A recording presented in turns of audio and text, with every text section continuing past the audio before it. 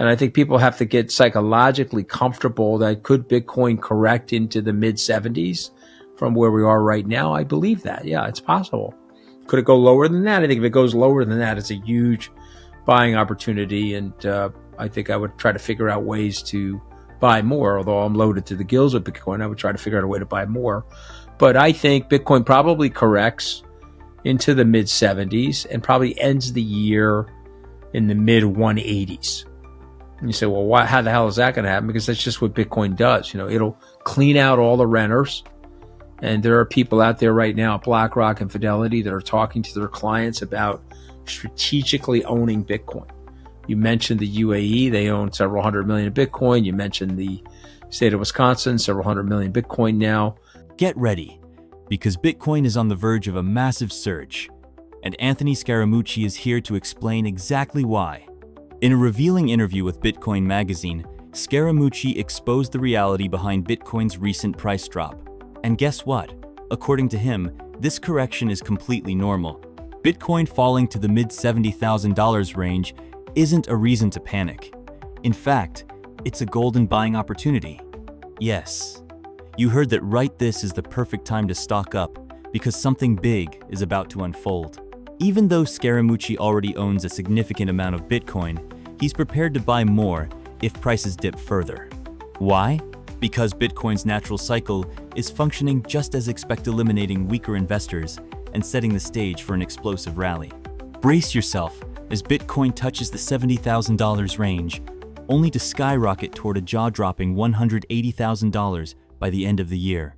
And that's not all. Major players like BlackRock, Fidelity, and even nations such as the UAE and Wisconsin are heavily investing, pouring in hundreds of millions to claim their stake in the future.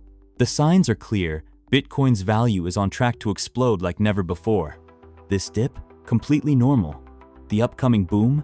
It's going to be massive. As we showcase clips from his interview, make sure to like this video, subscribe to the channel, and turn on post notifications for more updates. Let's dive in. If you look at Bitcoin and you take a cursory look, and I've got a lot of books here on Bitcoin, you don't understand it. Probably think it's financial blather. You probably think it's a code on the internet that how could that be worth anything? It's not backed by anything. And if you read, there's a woman at Goldman Sachs that writes about it all the time. She's a Bitcoin denier. She hates Bitcoin and she says it's worth absolutely nothing and it's backed by absolutely nothing. And so therefore, it'll go to zero. It'll eventually trade to zero. And then there's guys like Cliff Asness. He wrote a parable. He said Bitcoin got to 250 and then exploded. And there's still some people that like it. It's trading at 10,000 and this is the year 2030.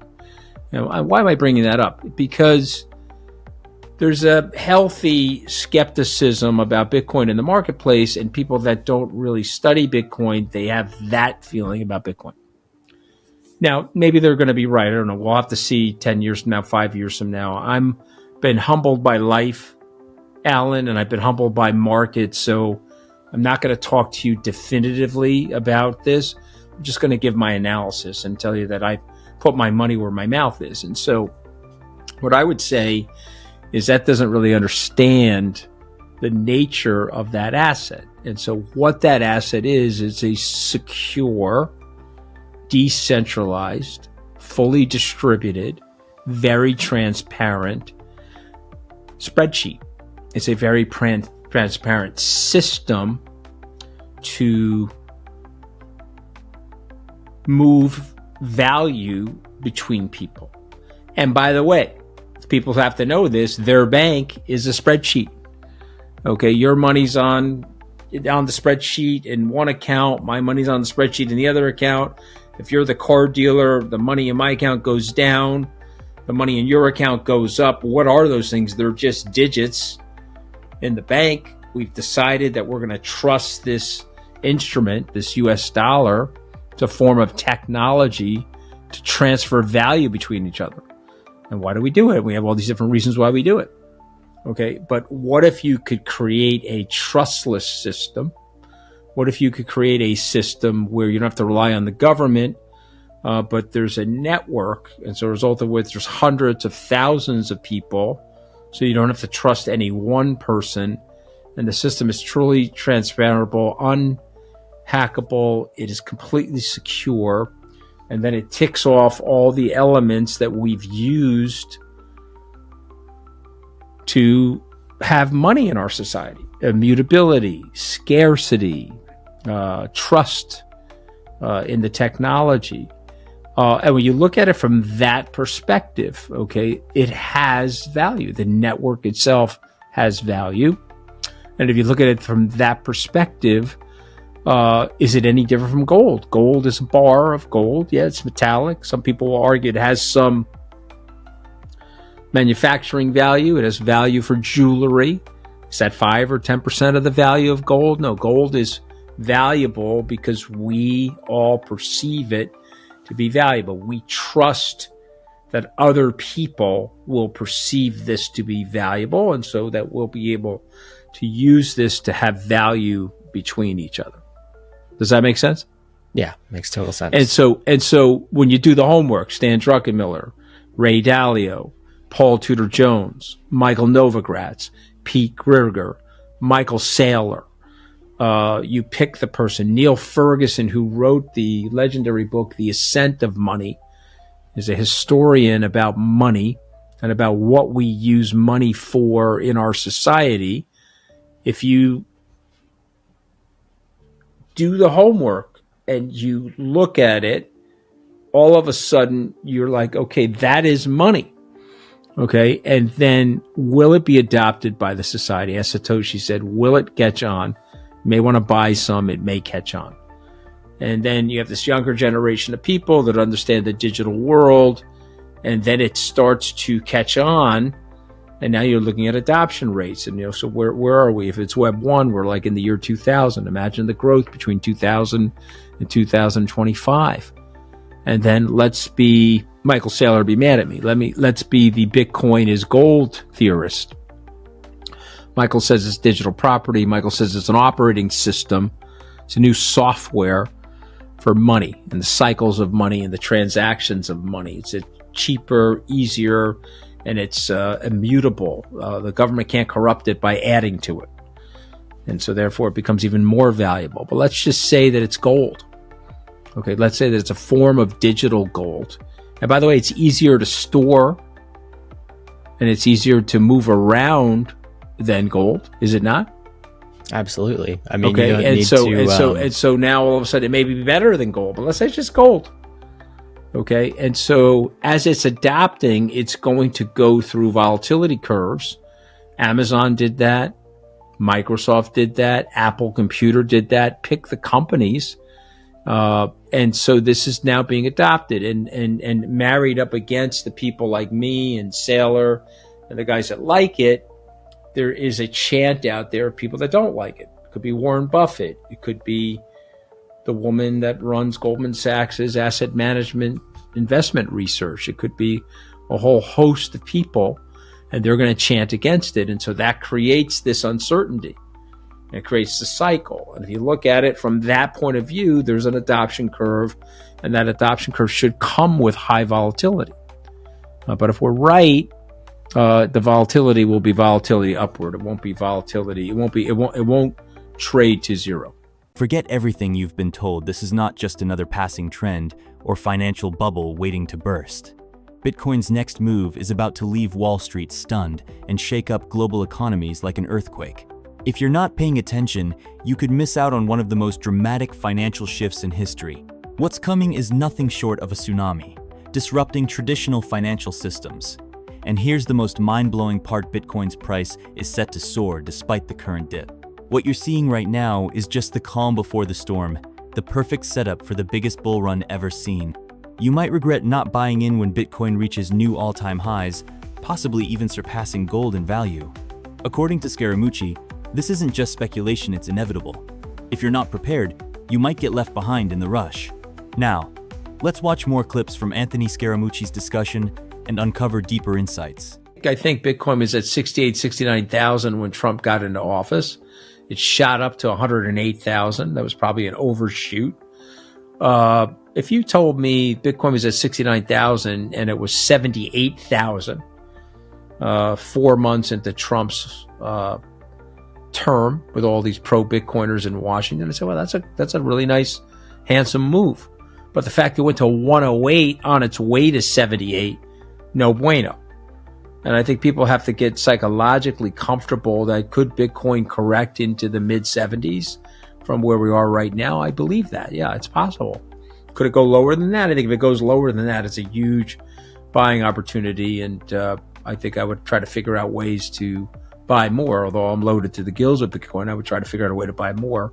But I think Bitcoin probably corrects into the mid-70s and probably ends the year in the mid-180s. And you say, well, how the hell is that going to happen? Because that's just what Bitcoin does. It'll clean out all the renters. And there are people out there right now at BlackRock and Fidelity that are talking to their clients about strategically owning Bitcoin. You mentioned the UAE, they own several hundred million of Bitcoin. You mentioned the state of Wisconsin, several hundred million Bitcoin now. Incrementally, people are buying Bitcoin. As they incrementally buy the Bitcoin, it'll be very, very positive for Bitcoin's price activity.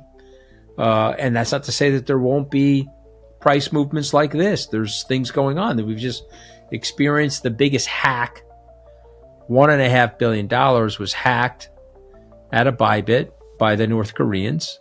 Terrible hack. They're going to survive it, thank God. And they've got a lot of friends in the industry that have helped them and backed them up.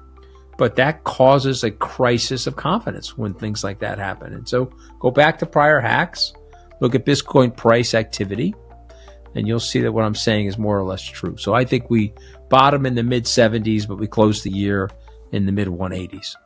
The whole world could be changing, but I think the likelihood of what I'll be speaking about is the stablecoin legislation and why that's so good for Bitcoin and why that will feed the Bitcoin ecosystem. I think we'll have more definition about what that's going to be, and I can help people think about it from an analytical perspective.